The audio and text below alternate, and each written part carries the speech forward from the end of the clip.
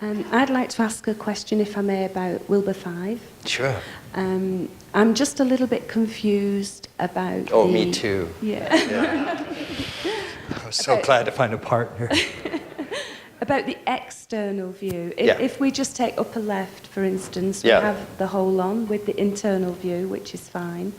But where is the external view coming from? Is it from a third person, or? Okay, sure. That's a great question.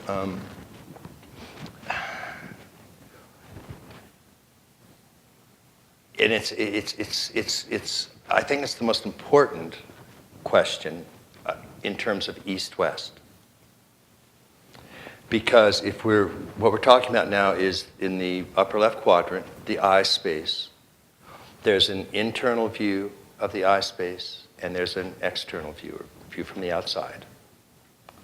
And we all, pretty easy to understand what the view from the inside's like. It's introspect your mind right now, look at your eye space, and that's the interior. I'm using the words loosely. I won't, inside, internal. I just use this. So there's an inside view of the eye. The question is, what's the outside view? Now, it's certainly true that to some extent I could say if I introspect myself, I try to take a third-person view of myself, an objective view, and so on. And in a sense, that's true, but that's still you looking at you. But that's phenomenology, and it's an extremely important. I would say, if I was forced to pick one, it's probably the one you would go with, because the entire meditative traditions rest upon that. They rest upon interior phenomenology. So if you look within your mind and take a first-person view of first-person events, that's the inside of the interior in the upper left.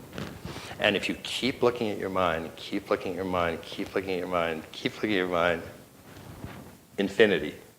That's a good thing, incidentally. Next to pizza, infinity is what you're looking for. So here's what you'll never see. You'll never see a thought that says, this is moral stage 1, this is moral stage 2, this is moral stage 3. You will never, on your own, see a thought that says, this is red, this is blue, this is orange, this is green. That is a discovery of the modern West. And they discovered that by looking at it from the outside. And I'll try to explain what that means. I just gave an example, and I'll go ahead and use that, and I'll explain what the methodology was. Carol Gilligan asked women, does a woman have a right to an abortion? And the answer she got, basically, I'll use the first three, selfish, care, universal care, was yes, no, yes. Okay. So you ask the first person, the selfish stage, egocentric stage, who said yes, and you ask them why does a woman have a right to an abortion? And she will say, because I can do anything I want to. What's right is what I say is right. And shove off while you're at it. What's it to you? So that's stage 1. But this is how it was discovered, and this is the great contribution of modern Western developmental psychology. If a interior transformation in these stages occurs about once every 5 years, like Robert Keegan says, then even if you could see a thought that said, red thought, red thought, red thought, red thought, blue thought, blue thought, blue thought, you'd have to look for 5 years, to get from red to blue. Red thought, red thought, red thought, red thought, red, summer, winter, fall, red, summer, winter, fall. Fucking blue thought. Oh, I'm not supposed to say fuck. So I got a verbal lashing about my thing. I have to stop that. So you would say, oh my gosh, a frigging blue thought. And but you see what I mean. But if you take 1,000 people as a sample, at any given moment,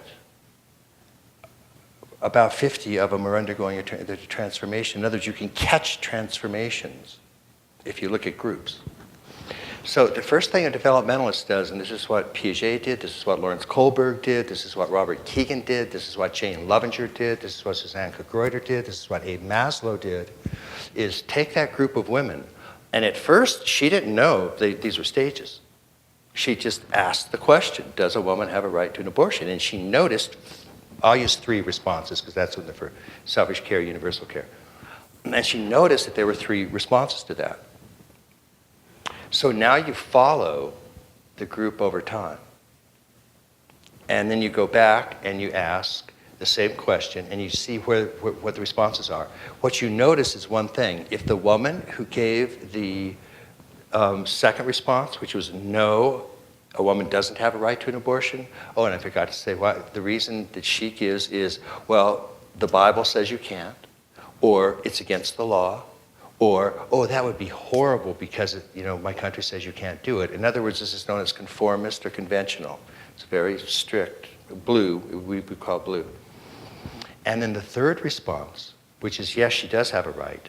And you say, okay, why does she have a right? And then the woman will give a very reasoned, thoughtful response that takes into account not just herself, but the whole of society.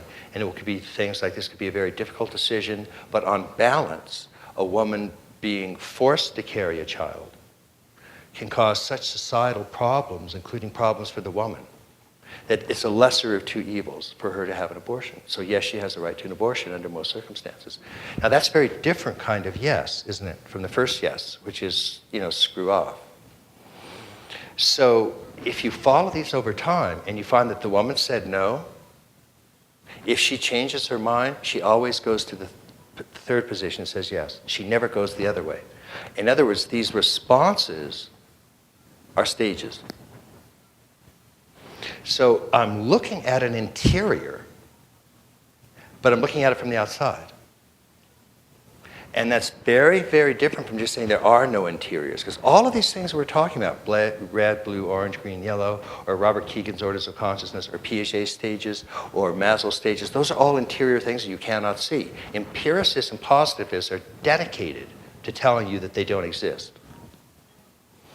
So being able to study them from the outside, they're still interiors being looked at from the outside. And that's what's so extraordinary.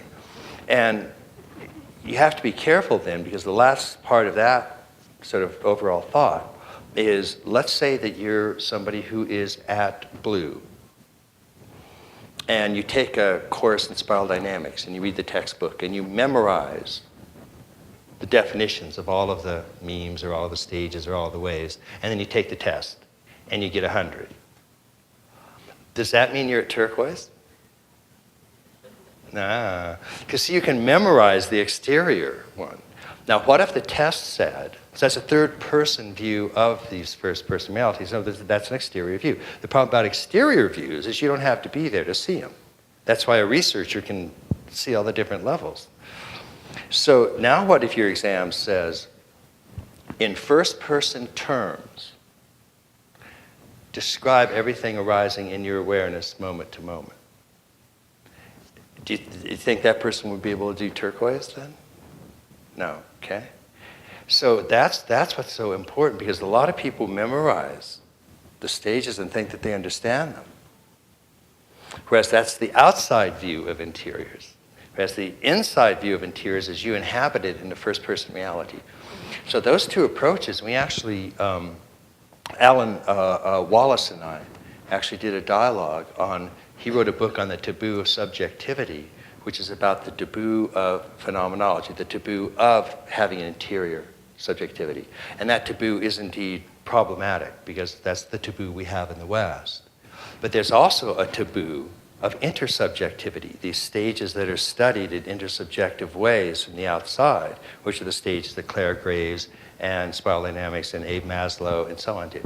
Both of those are denied, which is a catastrophe. Those are the two major contributions of Eastern and Western psychologies. And both of them are taboo in a world where it used to be, in a Western world that is to say, where it used to be that the upper right alone was real because it was simply empiricism. And now the upper right alone is real because it's neuroscience. And these interiors are getting gutted. Both the phenomenology and the technical term for what we just did was structuralism. And structuralism is one of the really pioneering great contributions. And even the post-structuralists that define postmodernity rest upon the insights of the great structuralists. So this is, again, I don't think there's any more important topic than those two approaches, because so much of what we're doing here is helping to train all of us in an interior view that can include big mind and big heart, big lust, all this fun thing, but also looking at it from the outside in a scientific and following it. So those are, anyway, I could rattle on about those for another hour, so I think it's extremely important stuff. It clarifies some of it, yeah. Isn't that fascinating, though?